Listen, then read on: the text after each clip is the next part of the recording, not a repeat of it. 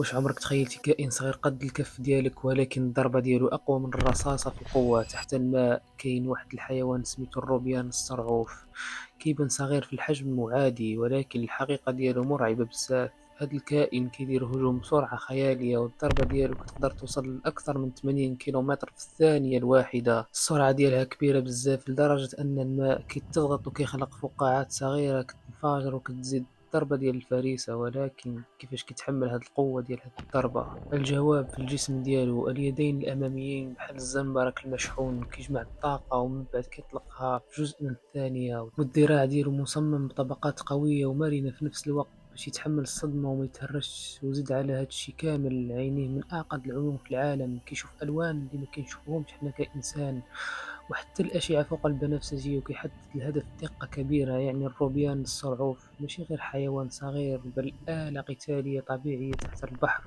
وكيخليك تفكر مرات القوة الحقيقية كتكون في الحجم ولكن في شي مخلوق صغير ما كيبانش بلي خطير.